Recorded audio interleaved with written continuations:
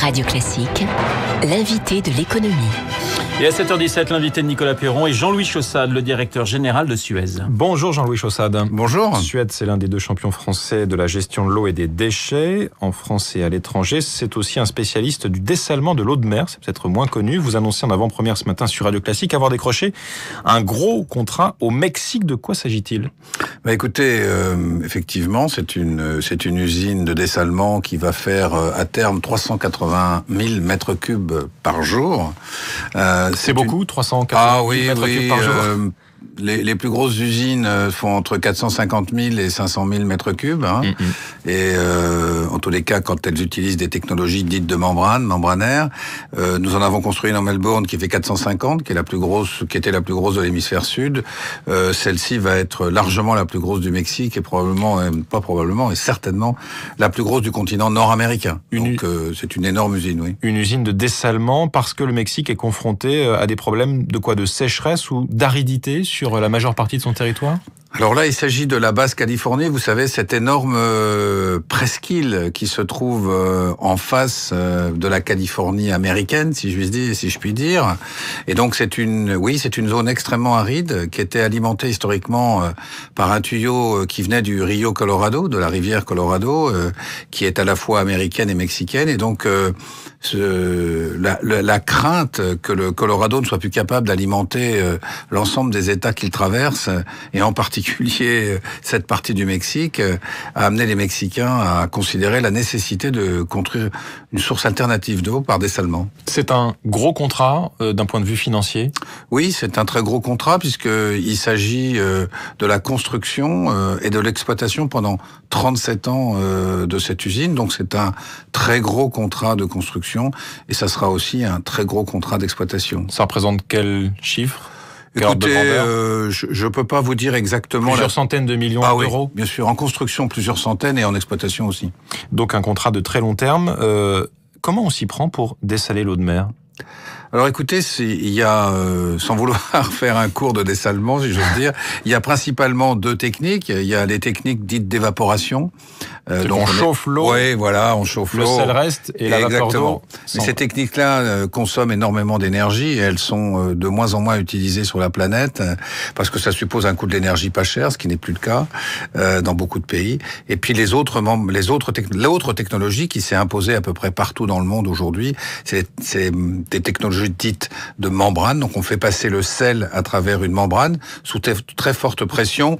Et pour simplifier, vous avez à peu près 50% de l'eau qui passe à travers la membrane et qui va devenir une eau potable, une eau douce. Et puis vous en avez 50% qui repart vers la mer et qui est de la saumure, c'est-à-dire qui a gardé la totalité du sel. Ça consomme quand même aussi de l'énergie, cette technique de dessalement. Oui, absolument. C'est d'ailleurs, si je puis dire, son point le plus faible. D'ailleurs, c'est celui que les techniciens et les chercheurs essayent d'améliorer. On consomme aujourd'hui à peu près, pour donner un ordre de grandeur, 2 kilowatts par mètre cube, entre 2 et 2,5 kilowatts par mètre cube d'eau traitée. Et des améliorations substantielles ont été faites au cours des dernières années. On est passé en 10 ou 15 ans de 10 kilowatts à 2,5 kilowatts et on tend à une amélioration. Mais les technologies actuelles ne permettront pas de gagner beaucoup plus que 15, 20, 25% de l'énergie aujourd'hui consommée. C'est un marché potentiel énorme, Jean-Louis Chaussade, pour Suez comme pour les autres. Je crois que 40% de la population mondiale habite aujourd'hui à moins de 100 km d'une mer ou d'un océan. Avec les problèmes d'alimentation en eau que l'on va connaître, c'est évidemment un business potentiel gigantesque. Alors, vous avez raison de dire que 40% de la population mondiale vit près des côtes. Il y a aussi 40% de la population mondiale qui, à l'horizon 2035, va vivre pas loin ou dans des zones plutôt sèches, arides.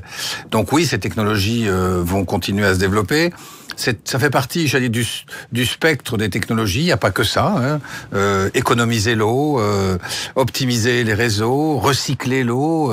Tout ça, c'est des technologies qu'on utilise. Et puis, en dernier recours, quand on a besoin de ressources supplémentaires, alternatives, le dessalement s'impose. Voilà, le Qatar, par exemple, vit à 99% d'eau de mer dessalée pour son alimentation en eau douce. Il y a un autre marché, et là on parle d'économie circulaire, de retraitement, c'est le traitement des eaux usées industrielles.